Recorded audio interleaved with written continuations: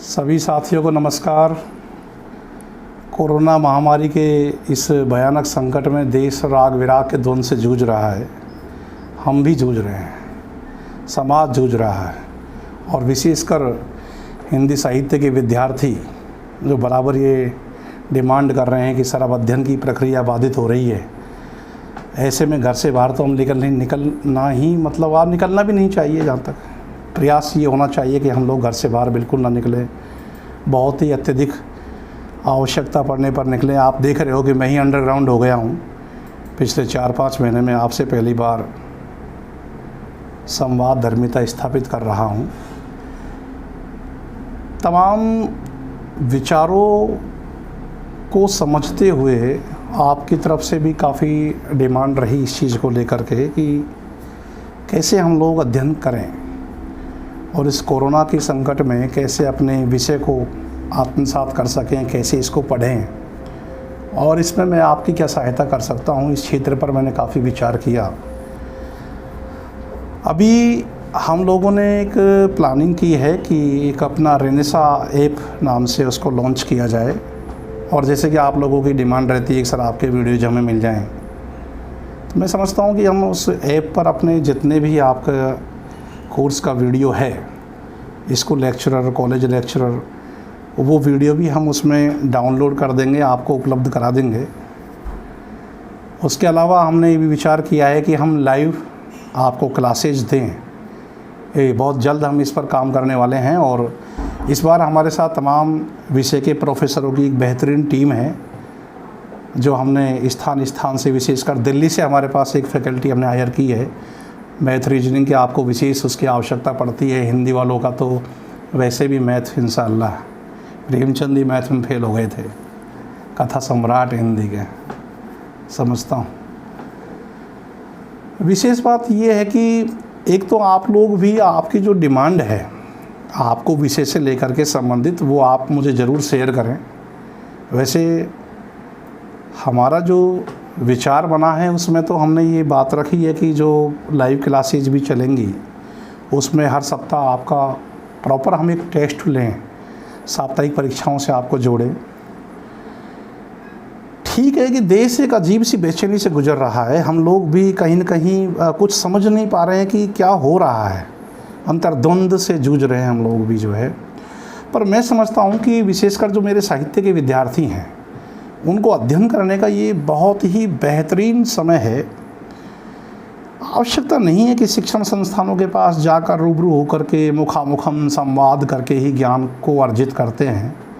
एकलव्य ने तो केवल इशारों में ही ज्ञान पूरा प्राप्त कर लिया और फिर आप तो मुझसे काफ़ी पढ़े हुए विद्यार्थी हैं। बहुत अच्छा आपका परिणाम आ रहा है, मैं बहुत खुश हूँ।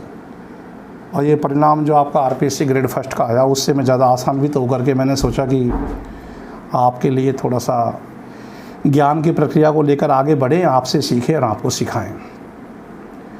पर लेकिन ये बात ज़रूर है कि हमको इस समय जो मुक्तिबोध का ब्रह्म राक्षस बन जाना है। मैं बार बार कह रहा हूँ कि ज्ञान तो हम लोग बहुत प्राप्त कर ही लेंगे, लेकिन बहुत ज़्यादा ज्ञान प्राप्त कर लिया, विषय में डूब गए, साहित्य के समुद्र में अंततः डुबकी लगाकर आ ही गए और उसके बाद मालूम चला कि एक लापरवाही से कहीं कोरोना के संकट से जूझ गए, पूरा ज्ञान व्यर्थ।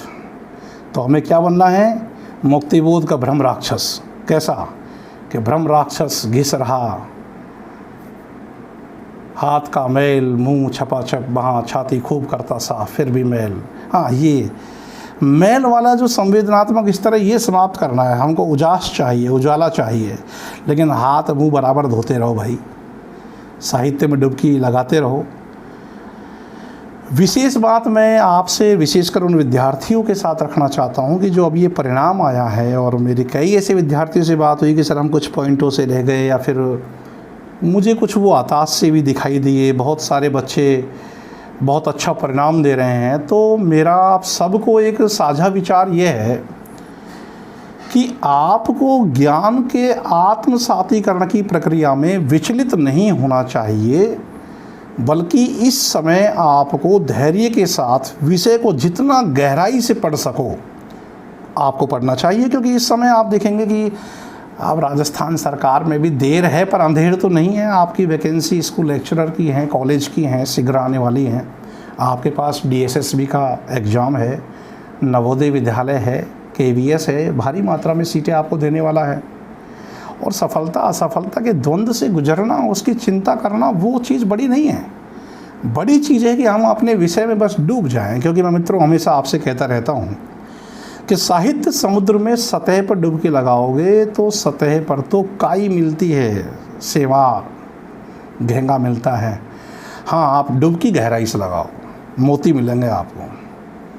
मोती पाने के लिए तो आपको साधना तो करनी पड़ेगी कि इस कंबली की जैसी असाध्य वीणा बजाइए। आप एकांत में कमरे में पैक हो जाइए और डिजिटल तकनीकी क्षेत्र हैं, बुक्स हैं, उसके द्वारा आप उस क्षेत्र में ज़्यादा से ज़्यादा ज्ञान अर्जित करें। विचलित होने का नहीं देखता मैं कोई कारण।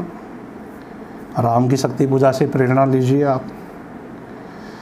और बार बार मुझे धर्मवीर भारती का वो सुप्रसिद्ध वाक्य अंधा युग में जो आप सब पढ़ते हैं, लेकिन समझने की थोड़ी सी बात इसको ज़रूर है।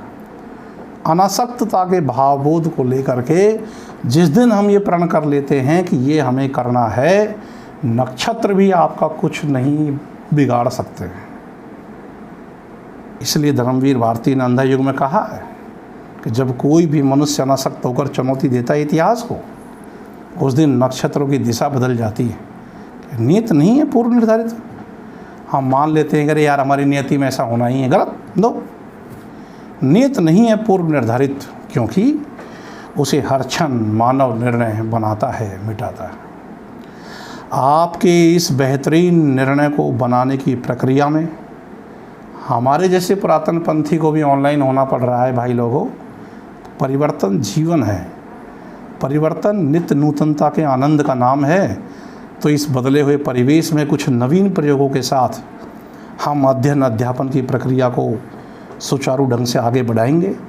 आपकी जो जो हमसे डिमांड है वो आप हमें कमेंट करके बताइए कि हमें ये चीज़ें चाहिए। वैसे मैंने आपको पहले ही कह दिया कि हम आपको लाइव क्लास भी अब देने वाले हैं। शीघ्र ही हमारा रेनेसा ऐप लॉन्च करने वाले हैं। साप्ताहिक परीक्षा का उसमें आयोजन किया जाएगा। तमाम प्रकार की जो बुक्स हैं, जो मैटर है क्लास का, वो आपको PDF के माध्यम से उपलब्ध कराया जाएगा। इसके अलावा यदि आपको कुछ और भी हमसे कुछ आशा है तो हम आपकी आशा पर खरे उतरेंगे। निरंतर पढ़ते रहो, आगे बढ़ते रहो। हिंदी साहित्य के इस समर में मैं हूं आपका सारथी AS चौधरी। नमस्कार।